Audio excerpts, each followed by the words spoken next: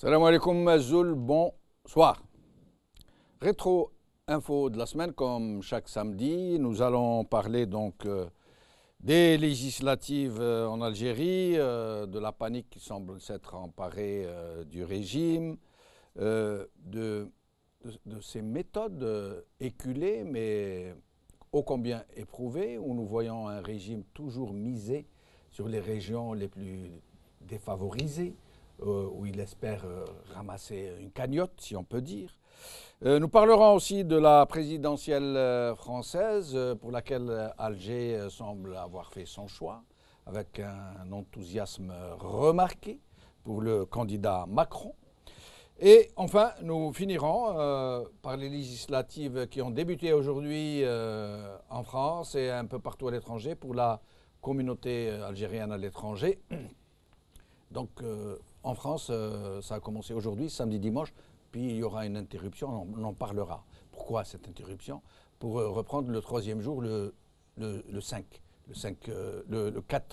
mai, le jeudi 4 mai. Alors, nous allons commencer donc par les législatives. Et Issa s'implique dans la campagne. L'abstention mobilise le gouvernement par Karim Aïmour.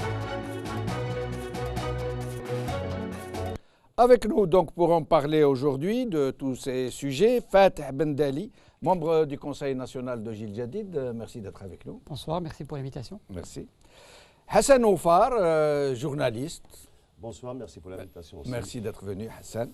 Et Boukhalfa Ben Mamar, hein, militant pour la démocratie. Merci d'être avec nous. Merci à vous pour l'invitation. Merci. Alors, donc, si nous commencions à parler législative, et je vous donne la parole en premier, puisque vous faites partie de ce parti Jil Jadid qui a été l'un des premiers à appeler au boycott, à un moment où tout le monde pensait que ça allait se passer comme d'habitude. Et puis maintenant, il s'avère que le boycott a le vent en poupe, pour le moins que nous puissions dire, et que finalement, c'est beaucoup plus qu'on n'aurait jamais espéré.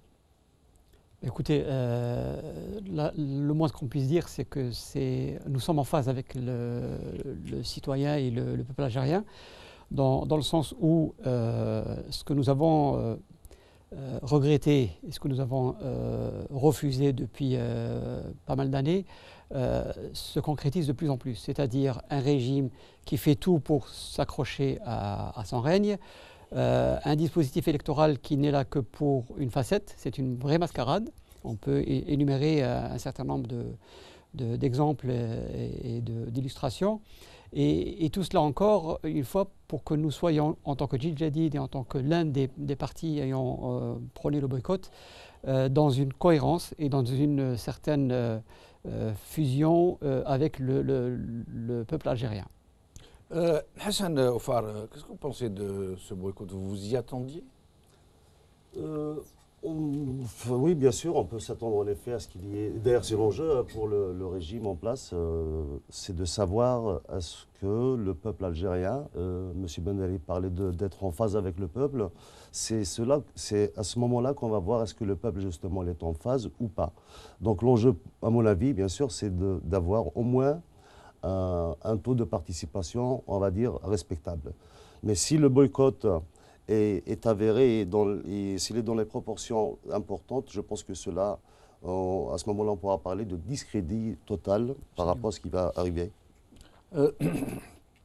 Boukhalfa Ben Mamar, vous attendiez, vous, à une telle ampleur, une ampleur annoncée, on n'en sait encore rien. Tout le monde est en train de dire que ça va être un boycott historique. Vous vous attendiez, vous, personnellement? Ah oui, tout à fait. De toute façon, à partir du moment où il y a une déconnexion entre à la fois la société, à la fois avec le pouvoir en place et les instances politiques, donc la rupture est consommée et je pense qu'il y a une maturité dans notre société que beaucoup de gens refusent d'avoir, soit par déni, soit par tout simplement par bêtise, tout simplement. On refuse de voir que la seule chose qui reste à notre peuple, c'est de ne pas donner suite à cette forme d'invitation condescendante qu'a le pouvoir d'inviter les citoyens à venir voter en fait, il les invite à venir participer à une énième mascarade. Donc le boycott, il a une double symbolique à la fois. Donc c'est cette double déconnexion de la société vis-à-vis des instances politiques et du pouvoir, mais aussi c'est une façon de réorienter la recherche d'une autre alternative politique. Maintenant, les citoyens se mettent en position de dire aux gens, bah, vous voulez qu'on vous suive, bah, venez nous chercher. Oui, mais la question s'adresse à tous. Hein. Qu'est-ce qui a fait que ça ait changé comme ça? Parce que les Algériens se sont toujours abstenus, mais c'était une abstention du genre résignation. C'est-à-dire, bon, de toutes les façons, nous savons que vous allez frauder, que vous allez bourrer les urnes, que vous êtes toujours passé de nous, mais on ne veut pas participer à votre farce, faites-le. Vous savez, si Jamel, nous avons tendance toujours à parler du pouvoir, du régime, de l'État, mais il ne faudrait pas aussi oublier la responsabilité, on va dire, du peuple dans son ensemble, de l'élite aussi, parce que si le pouvoir respecte, on va dire, l'agenda politique, il est dans l'agenda politique. On organise des élections législatives, quoi de plus normal que de les organiser justement dans une date précise. Oui. Cependant, est-ce qu'on a parlé un peu des politiques, des opposants politiques? Est-ce que nous avons une opposition aujourd'hui? Qu'est-ce que propose l'opposition algérienne? Je pense que M. Ben Ali est mieux placé que moi pour en parler. Donc, ce que je voudrais dire, est-ce que nous, autres Algériens, si on se met un petit peu en dehors du système, est-ce que nous jouons notre rôle aujourd'hui pour éclairer les consciences, nous tous en vérité? Parce que il ne faudrait pas non plus taper tout le temps sur le système et le régime et oublier de dire un petit mot par rapport justement à cette élite-là. Oui. Parce que celui qui se présente à la députation, est-ce que lui-même est en mesure justement de porter toutes les qualités qu'il le faut pour justement représenter? Il semble vraisemblablement que non, puisque tout le monde est en train de se détourner de ces gens. Absolument, donc c'est vous dire toute notre responsabilité à nous autres pour savoir ce peuple-là, s'il le faut aussi, à un moment donné, est-ce qu'il nous mérite ou pas? J'en veux juste pour preuve, s'il en fallait. J'ai eu des échos juste avant de venir à cette émission-là, des personnes qui ont été visiter et faire un tour à côté des consulats. Parce que comme vous l'avez indiqué, le scrutin a été ouvert ce matin. Eh bien, c'est pour vous dire que c'est un vide sidéral. Nous en parlerons tout à l'heure. On peut en parler, mais comment vous voulez que le peuple soutienne ou participe à ce jeu? Oui. On peut l'appeler un jeu. Quand le pouvoir fait preuve d'une peur et d'une crainte de ce boycott, vous avez, on peut peut-être en parler tout à l'heure si vous le souhaitez, un ministre des cultes qui utilise les outils, les mosquées et les tribunes pour faire la propagande électorale. Quand vous avez des opposants, en l'occurrence nos troupes, à nous qui sont sur le terrain, qui se voient interdire d'aller à la rencontre des citoyens. Il y a 3 jours, une délégation qui était menée à Adrar a été stoppée par les services de l'ordre, par les gendarmes, pendant plusieurs heures. Oui. Comment on peut expliquer cela? Comment on peut expliquer que les porteurs du boycott soient interdits de médias publics pendant tout le long de la campagne électorale? Tout à l'heure, nous allons, quand on en arrivera au vote de la communauté algérienne en France, nous allons montrer une vidéo de quelqu'un qui est passé hier, Yassine Mahibahi, qui a fait des déclarations fracassantes. J'espère que nous pourrons la voir tout à l'heure. Mais sinon je voudrais savoir, ces gens qui sont en train, ouvertement, ils ont tellement paniqué, qu'ils sont en train de menacer ouvertement les gens de choses et d'autres. Un Ben Younes, par exemple, qui après avoir dit des choses et d'autres, par exemple qu'il fallait rendre le vote obligatoire, est en train de dire, il a déclaré comme ça, celui qui ne votera pas le regrettera. À ce point. Et pas que ça. D'un autre côté, ils sont en train de pousser les imams à faire des prêches incendiaires qui menacent de l'enfer ceux qui ne votent pas. Et fort heureusement, 90% des imams se sont rebiffés, ils ont refusé. Ils ont eu raison. Voilà. Oui, mais de toute façon, à l'image d'un Mara Ben Younes qui fait son one-man show, mais il est dans la posture, et puis lui c'est une béquille du système aussi, aussi petite soit-elle, oui. mais il est assimilé de toute façon. Il y a toute une rhétorique qui est construite autour du fait qu'il y a une injonction qui est faite aux citoyens d'aller voter. mais on veut qu'il y ait de la matière pour pouvoir traficoter à droite et à gauche. Mais indépendamment de cela, je pense que le refus du citoyen de cautionner d'une façon ou d'une autre cette mascarade, il ne faut pas tout simplement la résumer au simple fait que le peuple est ceci. D'abord, le peuple n'est pas un bloc monolithique. Les gens peuvent avoir des raisons multiples de ne pas aller voter, parce que localement, les régions d'Algérie n'ont pas les mêmes réalités, ne souffrent pas des mêmes... Globalement, le système, est, avec ses pesanteurs bureaucratiques, avec l'épée de Damoclès qu'il y a parce que c'est le premier employeur dans le pays, si vous ne votez pas, vous n'aurez pas accès aux appartements. Si vous ne votez pas, vous n'avez pas accès à tout ce que l'État peut distribuer. Donc il y a cela. Mais je pense qu'aussi, il y a cette double rupture de la société vis-à-vis des partis politiques, d'une part, et d'autre part, de ce qu'on peut appeler l'élite. Moi, je récuse ce terme, parce que représente 30 ans dans une tentative de construction démocratique dans un pays, sinon dire 2 ou 3 générations. Le système, par contre, sa responsabilité est pleine et entière.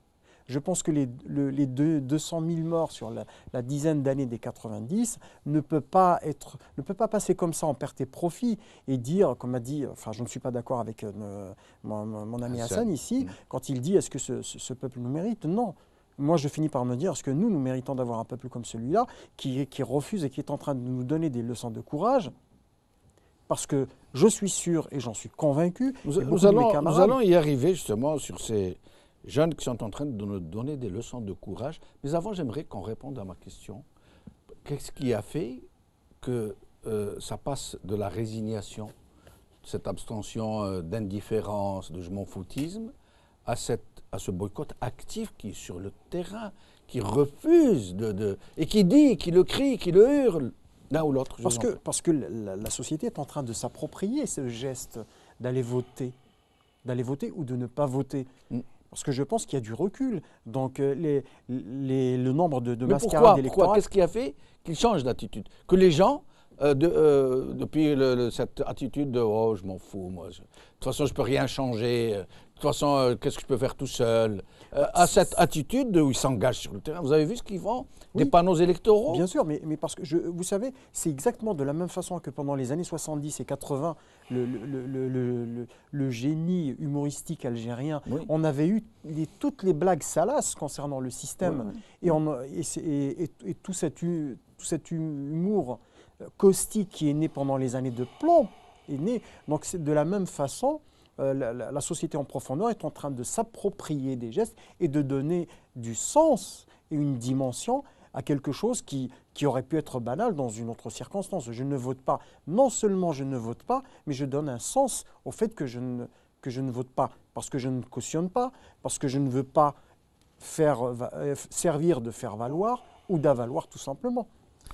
Vous savez, Jamel, moi je suis un modeste observateur de la scène politique algérienne et même internationale. Ce n'est pas que je prenne parti par rapport donc, à l'enjeu actuel, mais sauf que pour moi, la politique de la scène, il faut regarder aussi qu'est-ce qu'elle va ramener, la politique de la chaise vide.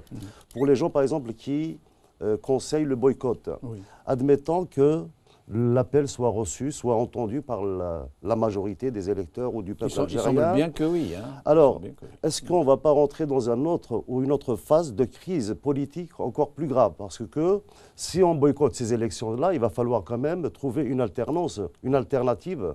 Alors, jusqu'à présent, jusqu'à preuve du contraire, on n'a pas encore inventé un autre procédé, une autre méthode que celle de la démocratie.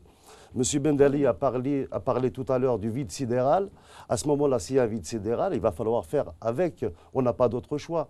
Parce que est-ce que nous avons interdit à des personnalités algériennes, on va dire respectables, honorables, de se présenter aux élections ou simplement d'essayer de changer des choses? C'est cela. Quand je parlais par exemple de l'élite algérienne, vous avez parlé de résignation, mais je parlerai aussi du fait qu'en effet, la plupart du temps, on se sent blasé, usé, pour une certaine génération notamment. Il va falloir donc à ce moment-là peut-être régénérer d'autres énergies, notamment chez la jeunesse, pourquoi pas. Il va falloir peut-être parler un peu de manière positive, à savoir que peut-être parmi les jeunes, il y aura une autre génération qui va peut-être apporter des choses nouvelles. et ne pas rester justement dans cet état de fait. Ce que je voudrais dire, donc, M. Ben Ali, tant que l'élite a démissionné, tant que les Algériens en général ont démissionné de la chose politique, pour une raison ou une autre, on sait tous ce que nous avions vécu depuis des décennies, il va falloir quand même faire avec. On ne va pas non plus laisser un pays sombrer dans le chaos pour des raisons donc, de boycott, par exemple. Absolument. Là où je vous rejoins, c'est qu'il ne faut pas laisser le pays sombrer. Là, on est tout à fait d'accord. Mais il faudrait peut-être garder à l'esprit que le boycott n'est pas une fin en soi. C'est un outil parmi d'autres. Et pour mémoire, quand il a été constitué à la fois la CLTD et l'IXO, en toile de fond, qu'est-ce qu'il y avait comme revendication? Il y avait la volonté d'aller vers un processus démocratique réel et non pas de façade, avec les outils qui l'accompagnent, c'est-à-dire des élections transparentes, une instance indépendante, réellement indépendante, qui n'est pas à la solde du système et de l'administration, qui est aussi indépendante, qui permettent à ce citoyen que vous citez d'exprimer sa voix et de faire un choix libre et éclairé de son projet qu'il le souhaite. La CLTD ou l'IXO n'étaient pas là juste pour boycotter. On est arrivé au boycott parce que c'était un stade ultime. Le deuxième élément, dans le même sens, c'est que quand on a prôné et soutenu le boycott au sein de Jadid, on ne s'est pas arrêté en disant bon, allez, on ferme boutique, on baisse les rideaux, le parti est mis en veille et puis on verra à l'issue du 5 mai. L'action militante n'est pas là. L'action militante, elle a été accompagnée. Là, on rentrait ce matin ou demain dans une 14e ou 15e délégation à travers le pays. On a fait plusieurs sorties sur le terrain pour expliquer aux citoyens justement le pourquoi et le comment du boycott et qu'est-ce qui nous a poussé à appeler au boycott et de ne pas soutenir cette Xème élection où la fraude est Et plus attendue. sur le terrain, puisque vous parlez du terrain, justement, il y a ces derniers jours, c'est quelque chose d'absolument fabuleux, et qui est en train de faire un buzz énorme sur les réseaux sociaux. Ce sont des jeunes qui s'engagent dans le champ militant, le champ engagé, appelant au boycott. Mais c'est absolument, vous imaginez une vidéo qui visionnait des centaines de mille en 2 jours. Des centaines de mille. Et qui est reprise un peu par tout le monde. Et c'est incroyable au point que c'est en train de dépasser les frontières du pays. Et donc, on se rend compte aujourd'hui qu'une certaine jeunesse n'opte plus seulement pour la harga habituelle ou pour le désir de partir, mais qui est en train de se battre sur le terrain et qui est en train de dire le boycott est un outil, comme disait Ben Ali à un moment, est un outil pour libérer le pays. Maintenant, c'est à travers une perspective de libération que la jeunesse semble s'engager. Bien sûr, parce qu'on s'approprie aussi. Il y a une culture de résistance quand même qui est là. La culture de résignation a laissé place, d'une certaine façon, à une culture de résistance. Parce que la résignation n'est qu'une étape. Quand on reçoit un coup, quand on subit un choc, on se relève progressivement. Mais on s'approprie quand même les moyens d'exprimer tout cela. Ça peut passer par une chanson, ça peut passer par du théâtre. Et c'est pour ça que, vous savez, le nombre de cafés littéraires rien que dans la wilaya de Tizi Ouzou, qui sont interdits. Oui. Pourquoi une peur? Pourquoi on a peur? Parce qu'à un moment donné, il y a quand même une lame de fond qui est en train de traverser la société. Ce que vous avez cité, donc c'est très simple, on s'est gratté quelques accords sur une guitare, on se met, il y a un intellectuel collectif qui se met en place, on prend un texte, on le retravaille, on l'écrit, et ça fait plus de mal que 45 000 déclarations politiques. Et ce sont des ressorts, personnellement, qui étaient devenus quasiment inimaginables.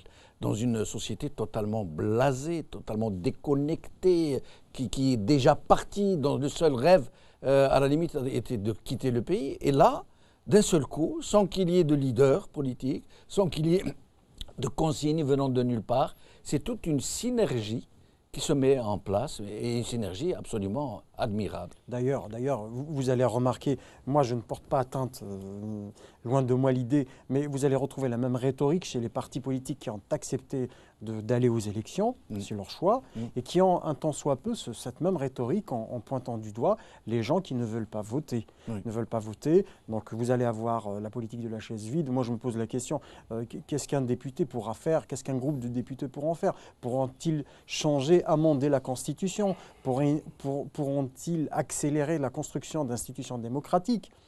Pourront-ils destituer un Premier ministre Justement, je vais poser la question à Hassan. Hassan, cette politique de chaise vide. Oui, Nous sommes journalistes, vous et moi, nous nous connaissons depuis très longtemps. Est-ce que vous pouvez imaginer un seul instant que dans ce Parlement, il puisse y avoir une chance sur 1 milliard, pas une chance sur 100, sur 1 milliard, que les partis qui vont l'emporter ne soient pas le FLN et le RND mis ensemble? Est-ce que vous pouvez imaginer que ce régime soit assez suicidaire pour laisser la porte ouverte à la possibilité pour d'autres formations de remporter ces élections et donc de le foutre dehors, excusez du terme. Et donc, à partir du moment où le FLN et le RND sont forcément majoritaires, et je ne parle pas des forces vassales qui vont s'agglomérer autour d'eux, et des indépendants, quelle chaise vide?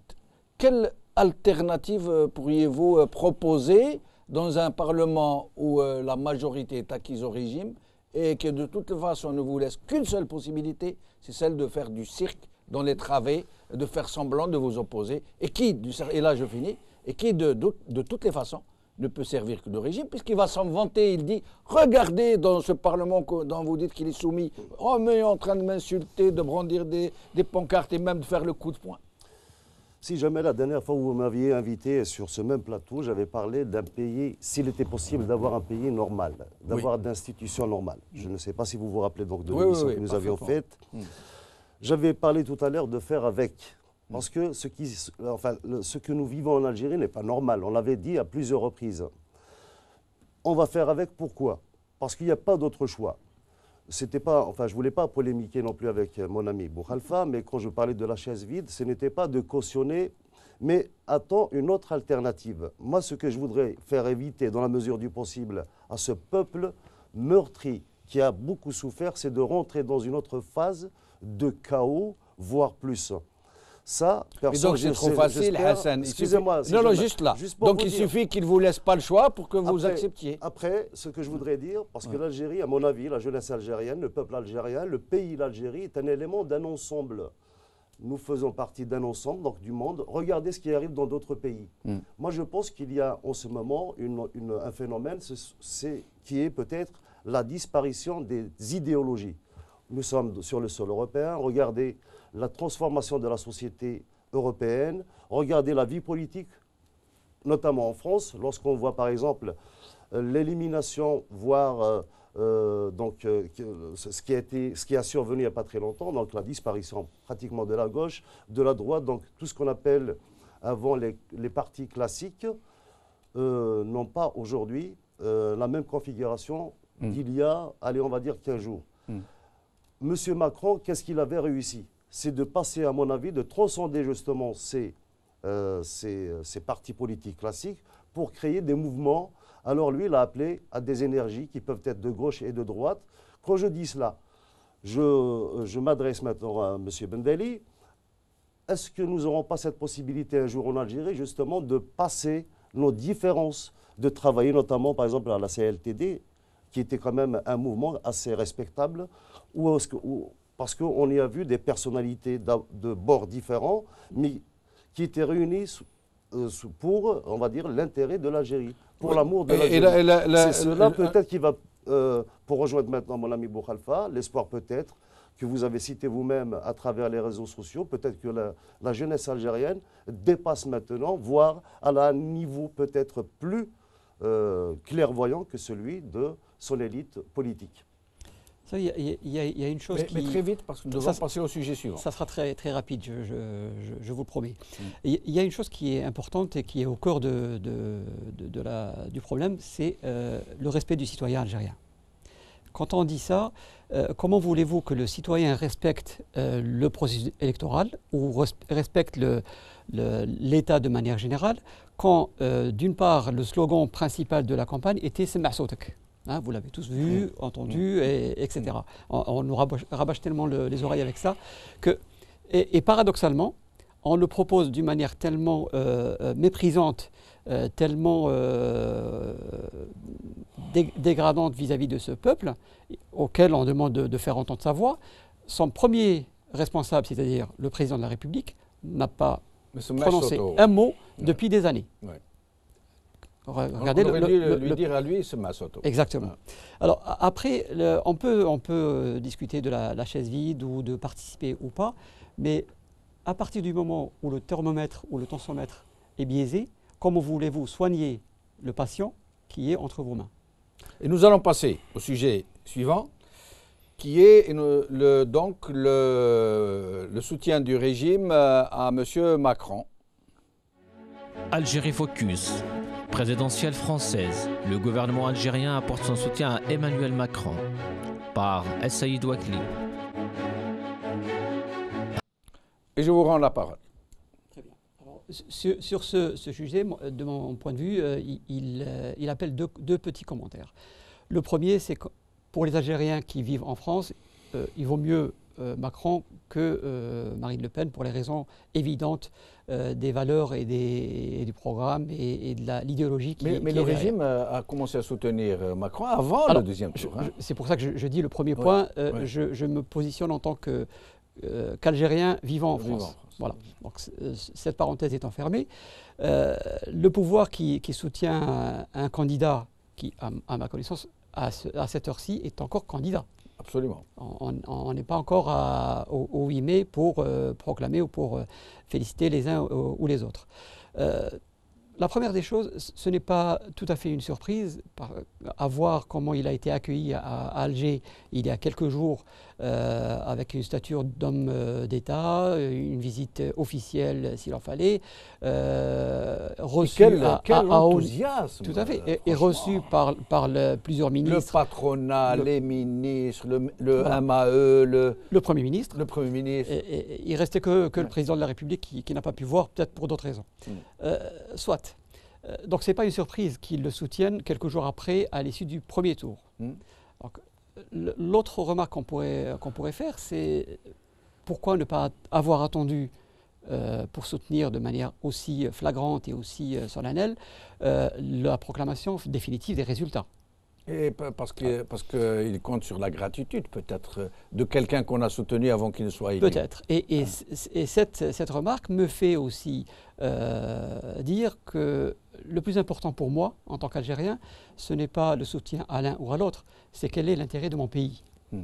Et si nos responsables étaient dignes de cette responsabilité, ils verraient tout d'abord les intérêts de l'Algérie avant de voir... Vous pensez qu'ils verraient l'intérêt de leur pays ou de leur régime, de leur... de leur clique. Vous avez tout compris. Voilà. Il n'y a pas photo. Qui soutient qui, voilà. et avec qui on est le plus à l'aise. Et je reviendrai pour vous poser une question très précise sur une déclaration de Macron. Sinon, je laisse les autres invités s'exprimer sur le même sujet. Moi, je pense qu'il y a quand même une double lecture à faire, parce que c'est une façon aussi à l'Algérie de s'inviter dans le débat électoral français. Et puis, secondo aussi, c'est une façon de montrer sa capacité de nuisance, parce qu'il ne faut pas oublier le nombre de binationaux algériens qui peuvent voter. Mais les Français savent que le régime n'a pas barre sur l'électorat algérien en France. La preuve, c'est qu'il n'a même pas barre sur eux pour les législatives algériennes. Non, mais c'est juste une façon de rappeler que Alger dispose quand même d'une capacité de nuisance, tout en disant je peux réorienter et peser. Mais ce n'est pas vrai, ils n'ont pas de capacité de nuisance. Oui, mais c'est une posture. Oui, c'est une posture. On a même entendu. Mais c'est du bluff. On a même entendu le président du MAC, avec tout le respect que je lui dois, en disant que voilà. Que nous peux faire voter, voilà. Donc on est dans la même logique. Voilà. À des niveaux différents, on est dans la même logique. Et puis c'est une tradition. Du couple franco-algérien depuis l'indépendance de l'Algérie. Tous les candidats potentiellement présidentiables en France sont partis se faire adouber à Alger. Oui. Voilà, adouber ou peut-être solliciter des petits sous pour des campagnes électorales? Après ça, je pense que si on dispose réellement de journalistes d'investigation capables de remonter, on peut le retrouver. Nous savons tous, peu de gens ignorent, que le régime algérien a toujours financé les campagnes électorales de façon très très sournoise, mais de tout le monde, hein, de gauche comme de droite. Bien sûr. Je crois que les seuls qui n'ont pas vraiment financé, c'était les Verts de ma mère. Lui-même l'avait dit à l'époque, je crois. Oui, mais bon, lui, il a dénoncé un petit peu à un moment donné le fait qu'il y a eu un balai des candidats à la présidentielle depuis une vingtaine d'années qui sont tous passés par Alger pour aller... Enfin, il faut le dire ce qu'il en est, aller récolter des fonds. Voilà. Il faut le dire comme c'est. Mais à la fois, au niveau de la symbolique, l'Algérie se positionne donc comme étant un élément capable de nuisance. Voilà. Donc j'ai la possibilité de par mes... Voilà. D'où cette image en filigrane, comme quoi il y aurait une 5e colonne électorale en France qui serait une arme algérienne. Oui, mais voilà. Il serait... Le message est subliminal. Il serait innocent à ce point pour y croire, les Français qui connaissent le régime jusqu'à ses tréfonds, qui connaissent ses possibilités. Quand vous voyez que beaucoup de Français décident de voter pour Marine Le Pen... Moi, je dirais, enfin, je traiterai la question par une digression, si vous permettez, si Jamel. Bien sûr. C'est de dire qu'en tout cas, en tout état de cause, les dirigeants algériens ont été quand même visionnaires. Parce qu'ils ont soutenu vraiment le bon candidat, puisqu'il est sorti. C'était pas très difficile. Hein. Oui, enfin...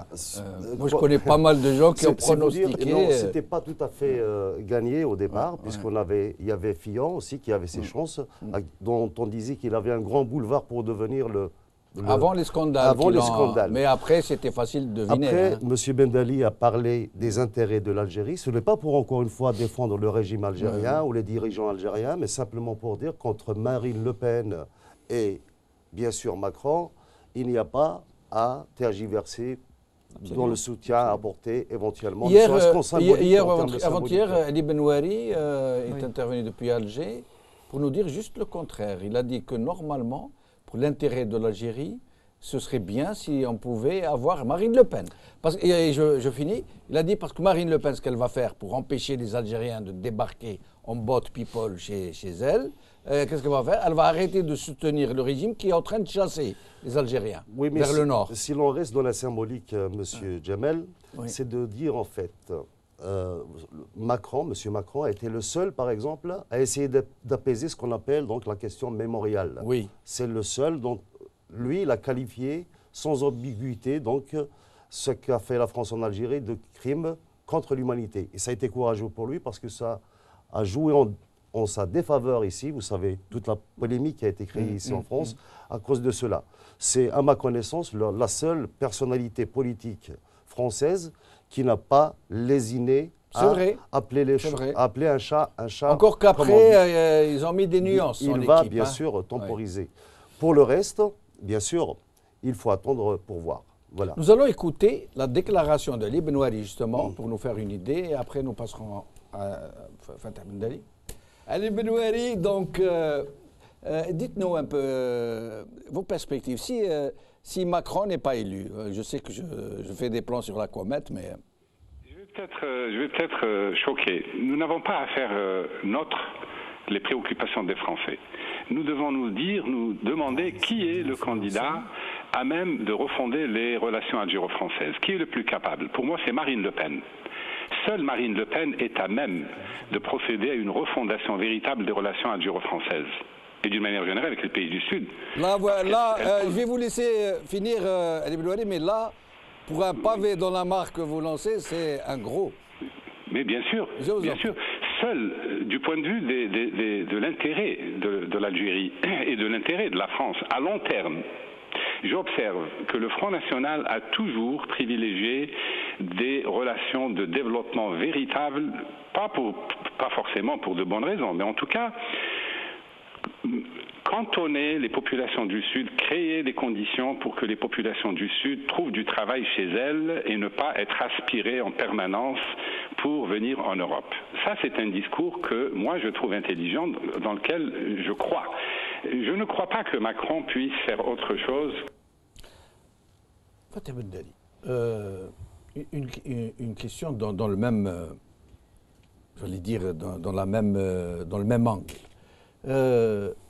Macron a déclaré publiquement qu'il ne se commettrait pas, comme ses prédécesseurs, dans ses relations avec l'Afrique, toute l'Afrique, dans des relations de connivence.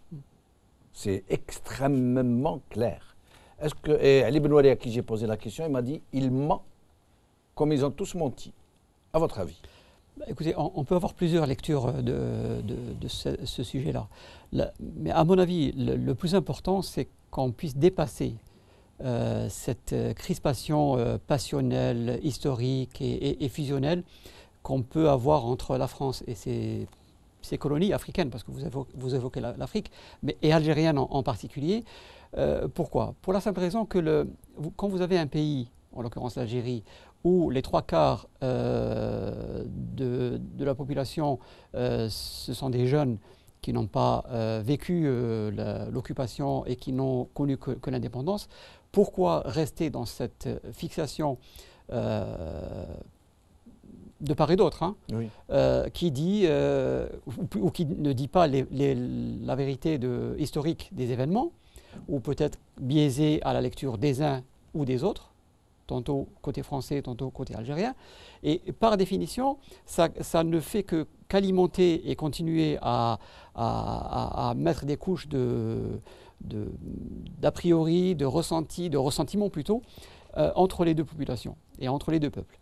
De mon point de vue, si on veut à aboutir, et ce que j'avais dit tout à l'heure, où les deux nations, les deux pays et les deux États soient à une position de gagnant-gagnant, il faut dépasser ces querelles, il faut dépasser cette fixation. Il n'y a pas de relation entre pays et pays. Il y a une relation entre un État français soucieux des intérêts de son peuple, de son territoire, et qui, sous le couvert de la raison d'État, et seulement la raison d'État, nous dit-il, entretient des relations très sordides parfois, pour dire les mots, avec un régime mafiocratique. Et quand on leur pose la question, ils disent écoutez, moi, je ne suis pas là pour m'occuper des intérêts des Algériens. C'est pour les intérêts des Français. Pour ce qui est de ce régime, qu'il soit mafiocratique ou pas, ce n'est pas mon problème. C'est au problème. Donc il n'y a pas de relation d'État à État. C'est des relations entre un État qui soutient un régime mafieux, un régime médiocre et prédateur, et qui est en train de pousser ses populations vers l'exil. Oui, mais est-ce que c'est la faute de ce régime ou c'est la faute de nos responsables? Mais ce régime a fait main basse sur tout le pays et donc sur toutes ses populations, sur ses responsables, ses élites. C'est exactement ce que je dis, c'est-à-dire qu'on a ce régime qui, pour maintenir sa présence et sa gouvernance, fait tout ce qu'il est dans son pouvoir, à savoir avoir des relations de subordination vis-à-vis de plusieurs autres pays pour se maintenir. Alors, c'est la question qui est posée, l'intérêt de l'Algérie, il est où? Soit on reste toujours dans cette position d'infériorité et de redevance vis-à-vis des autres, ou alors on met les choses sur la table en disant que l'intérêt de mon pays... Qui met les choses sur la table? Nos dirigeants.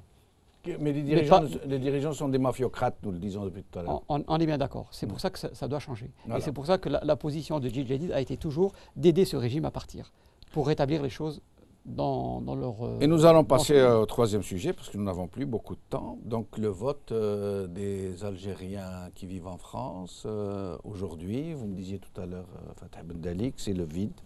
Il se confirme, et nous allons écouter la déclaration de Yassine Mahibahi, que même le consul, les gens qui s'occupent, sont très très pessimistes. Mahibahi. Yassine Mahibahi اللي هو مترشح وراح نسألوه بعض يعطينا واحد المعلومات. ياسين محيباهي مرحبا بك، شكرا اللي جيت تشارك معنا. مساء الخير جمال الدين، مساء الخير مشاهدينا. اهلا بك. خويا ياسين قل لي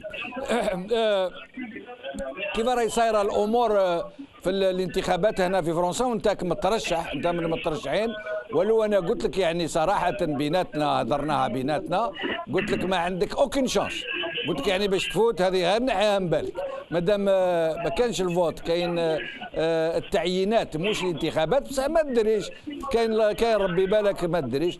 تفضل سي ياسين اعطينا معلومات. يا اخي جمال المعلومات انه الانتخابات غدوه ان شاء الله هو الحد ويوم الخميس 4 ماي. ومن قبل كانت من المقرر ان الانتخابات التشريعيه في فرنسا وفي الخارج من غدا الى يوم 4 ماي، يعني كذلك يوم الاثنين والثلاثاء والاربعاء. لكن الحكومه الفرنسيه لما راح برنار كازنوف عند عبد الملك سلاح قال له ديما سي با بوسيبل كو فاسي سي élections parce que حنا on est en pleine campagne des élections présidentielles françaises. Donc la date a été modifiée. Donc les Algériens sont conviés à voter demain, dimanche et le jeudi 4 mai. Alors وهذه نقاطعك خويا ياسين، وهذه أول مرة تصرى فوتي يقطعوه في النص، يعني يبي فوتيو غدوة وغير غدوة السبت والحد، ثم ما يفوتيوش اثنين وثلاث والاربعة ويروحوا علاه باسكو قادرين يحرجوا الانتخابات الفرنسيه، ثم يروحوا نهار الخميس يفوتيو. درك فهمنا كيفاه يديروا ما بين الحد والخميس هذوك الباطات تاع الفوت، هذوك كي يقولوا لهم لي زورن، هذوك صنادق هذوك الصنادق كيفاه يديروا لهم؟ هنا والمشكله وين نعطيكم انا معلومه اللي خلات كل المترشحين في حاله يعني نفسيه ويعني مش مليحه. يعني tous les candidats n'ont pas le moral وحاسين بان quelque chose qui va se passer qui n'est pas bien. C'est que non seulement كاين des bureaux décentralisés، هادو les bureaux في 6 مدن في فرنسا اللي هما اورليون، بورج، فيرزون، شاتورو مدينه واحده اخرى كذلك. هاد لي بيرو ديسونتراليزي تقرر انه يوم غدوه ان شاء الله في اول مره تصرى هذه احنا عندنا في الجزائر ان لي زورن هادو الصناديق رايحين يباتوا في فنادق في غرفه الفندق اللي يكون فيها رئيس المكتب. يعني رئيس المكتب يبات في غرفه سنة خويا ياسين بالعقل. راح يديو الصنادق اللي يديروا فيهم الناس لي بولتان تاعهم، يباتوا في لوتيل مع شاف دو بيرو باش يعس عليهم زعما ما يجيوش ترافيكيو فيهم في لوتيل. غدوه في لوتيل. بصح علاه لوتيل؟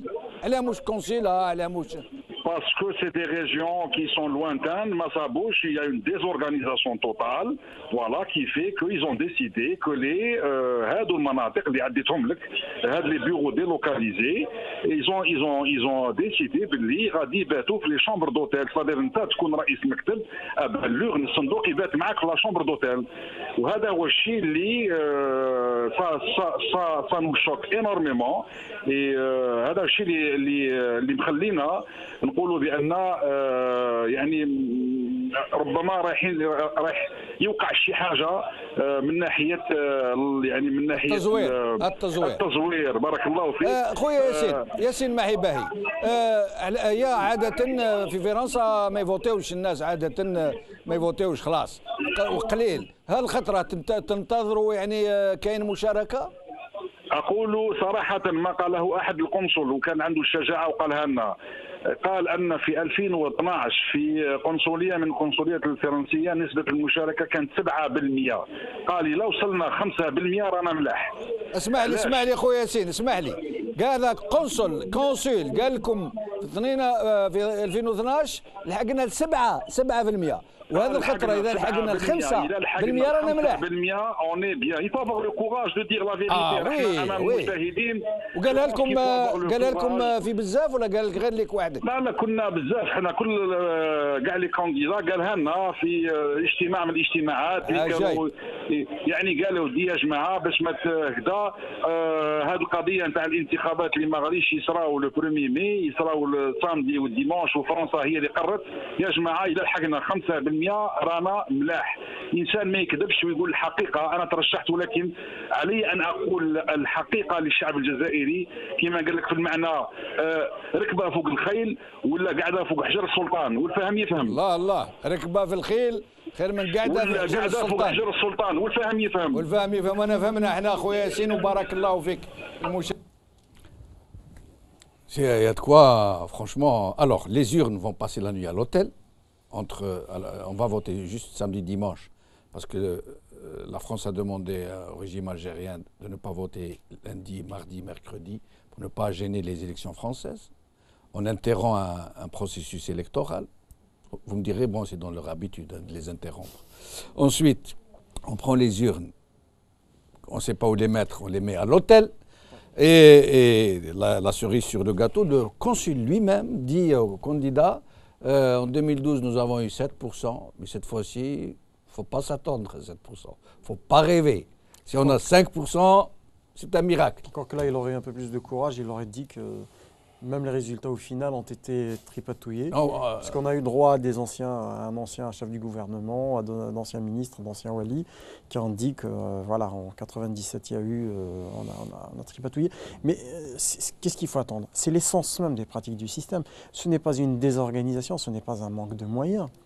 À un moment donné, le régime algérien, si prompt à rappeler à ses citoyens sa souveraineté, dès qu'on parle de souveraineté, le régime algérien se dresse sur tous ces... J'ai des représentations diplomatiques dans un pays, il y a des us, il y a des coutumes, il y a des conventions qui régissent ces relations, mais encore une fois, cela dénote de la vassalisation de notre régime et de toutes ces représentations on ne saurait pas dans un mieux dire. pays. Voilà. Donc le drame encore, pour juste rebondir par rapport à ce qui a été dit tout à l'heure, les Algériens vivent leur vie politique au travers de la vie politique française. Macron, voilà, parce qu'il y a un déficit démocratique, on ne le vit pas.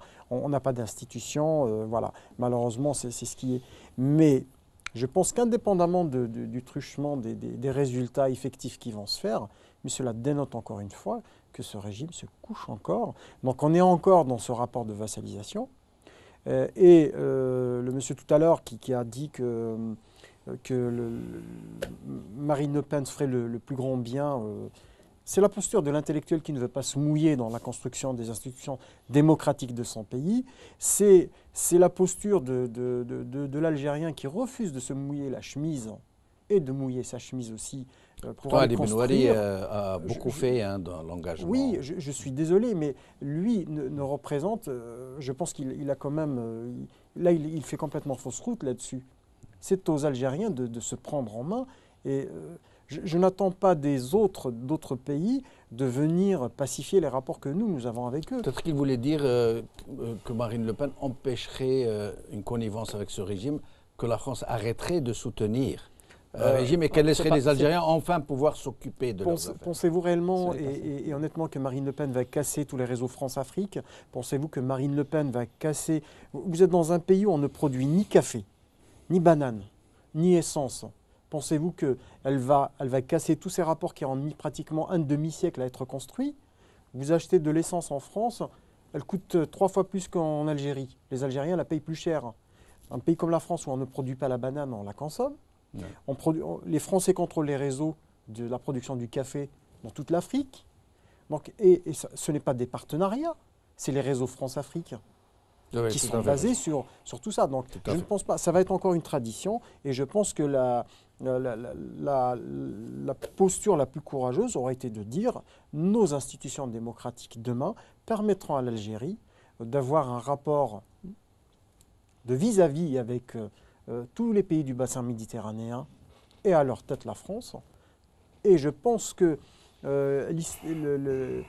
toute cette passion et toute cette crispation autour de la mémoire ne doit pas être prise en otage par des politiques. Les historiens font leur travail là-dessus et paradoxalement, beaucoup d'Algériens... C'est malheureusement un fonds de commerce pour beaucoup de gens. Hassan, au sujet de ces urnes qui passent la nuit à l'hôtel et de ce chiffre annoncé par le consul de 5% de participation au mieux. Pour ainsi dire, donc on parle du taux de participation aux élections, au scrutin qui est prévu dans les jours à venir. Pourtant, nous avons en tête quand même une période où on voyait, par exemple, notre communauté un peu partout, en Europe, au Canada, à travers le monde, où on faisait donc des files qui duraient pendant toute une semaine, justement. Il y avait un engouement à aller voter.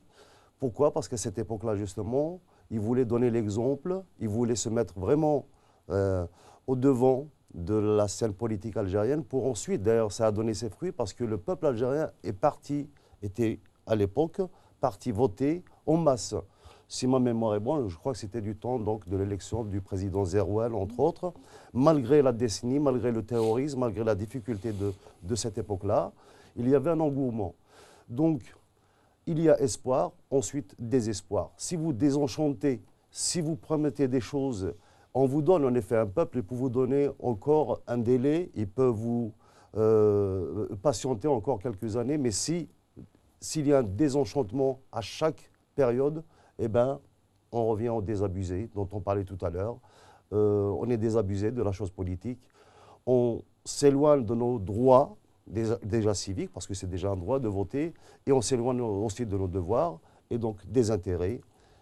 Il va falloir peut-être remédier un jour en allant peut-être changer la classe, les générations politiques, comme ça se fait, comme c'est en train de faire, y compris en France de nos jours. Fatah Bendali, donc même question, ces urnes qui passent la nuit à l'hôtel, ce chiffre annoncé par le consul qui espère un petit 5% de participation, 5%. Oui, mais enfin, où est le problème? Vous savez, j'ai l'impression de faire un cauchemar. C'est sous le coup de la boutade que je pose la question. Mais vous savez, il y a un adage qui dit que plus c'est gros, plus ça passe. D'accord. Et malheureusement, hélas, hein, on en rigole, mais le problème est si grave qu'on devrait plutôt en pleurer et être déçu de ce constat-là. Mais soit, c'est la réalité. On l'a vécu aux dernières législatives de 2012, on l'a vécu aussi pendant les présidentielles. Et tant que les choses ne changent pas, je le redis et je le dirai autant de fois qu'il le faudra, le scrutin n'est qu'une façade pour légitimer ce pouvoir. Oui, il n'y a pas de doute là-dessus. Voilà. Écoutez, nous arrivons à la fin de l'émission, mais avant de vous quitter, nous allons vous montrer quelques images de ce qui est en train de se passer en ce moment même à Alger au sujet des familles des détenus du MSAB.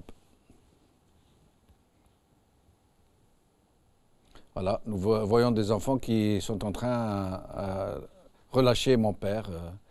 Ce sont des enfants détenus et la police les a violemment dispersés. C'est ce qu'on nous apprend. J'aimerais pour ma part dire une chose. Et là, je le dis non pas en journaliste, non pas en présentateur de cette émission, mais en tant que citoyen algérien qui participe avec mes compatriotes à une discussion sur des sujets très graves. J'aimerais dire, parce que je l'ai publié ce matin sur ma page Facebook, que ce régime, il nous a déjà donné l'occasion de le vérifier, est redoutable en ce sens qu'il a trouvé la panacée pour se maintenir coûte que coûte et quel que soit le prix à payer. C'est que quand il se sent menacé, il recourt à la méthode de la violence. Il installe la violence au sein de la population. Et après, c'est à peine s'il ne redevient pas le sauveur, le Mahdi el-Montadar, où tout le monde l'appelle de ses cris, pourvu que ce soit le régime et pas ça. Donc c'est pour ça que nous devons faire extrêmement attention, être très vigilants. Ce régime est en train de vaciller. Nous sommes à la veille de très grands bouleversements et il ne fait aucun doute que ce régime va recourir à la méthode de la violence. Il nous faut absolument refuser tout recours à la violence, quelle qu'elle soit, et quelle que soit la violence qui nous est faite. Nous ne pouvons aller de l'avant et nous ne pourrons changer notre destin et permettre au fleuve détourné de retrouver son lit qu'en refusant toute violence. Nous devons combattre et résister de façon pacifique et porter notre résolution à changer de régime et à recouvrer notre souveraineté de la façon la plus pacifique que soit, par une contestation purement politique. Merci beaucoup. Merci à Fatah Bendali, merci à Hassan Oufar, merci à Boukhalifa Ben Mamar, merci à vous, chers amis, de nous avoir suivis. Qawala khair b'slama.